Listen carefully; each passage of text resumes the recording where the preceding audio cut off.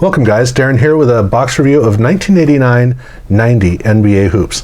Now this is the first year of a card set really dedicated to basketball, showcasing basketball. Fleer had been doing sets and they were good sets, but this was the first time that there was an actual investment in trying to get cards out there and show off the league. And this is the Low Series, or Series 1, or the main release of cards. They did a follow-up where they released most of these cards with an extension set. But these packs, this is for the original release.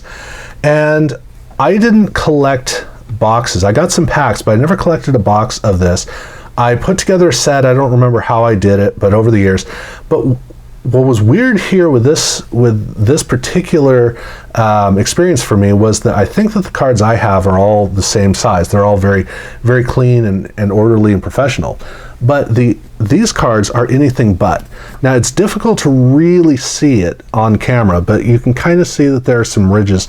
But on the side, there's kind of a sawtooth quality that the cards have because they're just not cut the same. There's no consistency to the releases. In fact, it was so bad that some of these cards here, I pulled out, and they are significantly smaller than the main cards in the set. There's a very clear ridge. I mean, I could split it right across, and there's Kenny Walker right there on top. I don't know why the variety of printing or of cutting was so varied throughout the whole set. So it's not as simple as the centering is not perfect. Some of these cards did have great centering, but most of them, the centering was off. You expect that. But what you don't expect is for the cards to literally all be different cuts. I have my set here, which is not a complete set. It's actually missing 47 cards, which is a lot of the set. That is almost 1/6 of the entire set.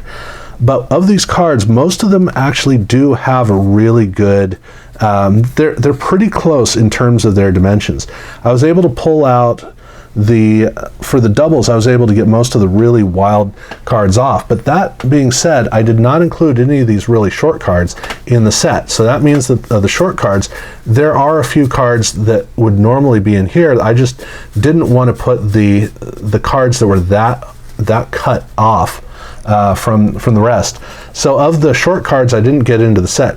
These are all doubles, so they do appear in the set. But two Clyde Drexler All-Stars, Sir Chuck All-Star, or Sir Chuck, a Mitch Richmond, and a Kevin McHale.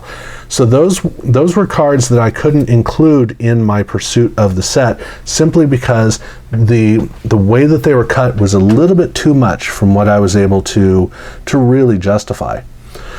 But I did get every single card of note in the set. So these are the cards of note that do appear in the set.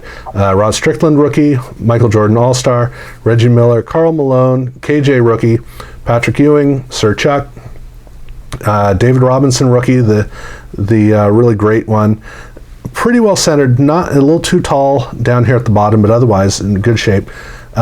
Stockton, Larry Bird, Magic All-Star, Akeem Olajuwon before he added the H, Jordan, Dennis Rodman, Scottie Pippen, Mitch Richmond Rookie, and Magic Johnson. So that was the whole collection of really notable cards. There are a lot of other cards that were not included in this, like I didn't put in the Ewing All-Star, and I don't have Isaiah Thomas in there.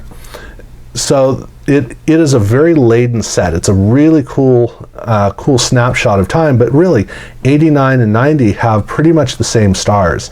You got to go back to 88 until you start to get back to Kareem Abdul-Jabbar, and you're starting to get into the generation that came before this 90s generation.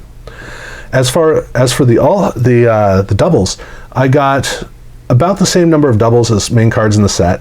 I got two Jordan All-Stars, I got a Ewing Mullen, I got an extra David Robinson, two Stocktons, I got Malone All-Star and Ewing All-Star, and Magic and Isaiah, two Isaiah All-Stars, an extra Jordan, two extra Dennis Rodmans, three extra Dennis Rodmans, Mullen and Neek All-Stars, Mitch Richmond, Phil Jackson, Magic Johnson, and John Stockton All-Star. So that was, for the doubles, I got doubles of virtually everything. You know, there's no Larry Bird. That's about the only card I would care about that didn't show up. KJ rookie, that didn't show up in the doubles. So the doubles came out well. But again, the whole story of this, for me, with this box, is the fact that these cards are just wildly off in the size, in the cuts that they have. They are. It is such a weird feeling to pick up a pile, and there's this much variety of dimensions. Just how they're cut is really weird. So I don't know if that was a universal quality control, because one thing about the junk wax, where the junk wax era was really problematic, if you want to know the one thing that caused it to spiral completely out of control, it was the fact that card companies were not doing individual print runs. Whenever the stock would run out and suppliers or distributors were asking for more, card company would call up whoever made the cards and say, print some more, print some more, print some more.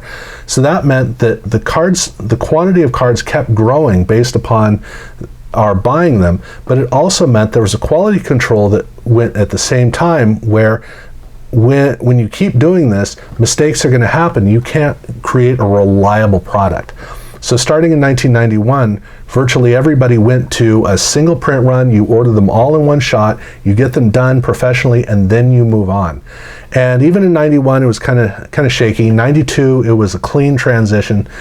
But that means that in this case, whoever was doing the printing for these cards, I guess it was late in their print run, they really dropped the ball, and it made a very, very unusual experience.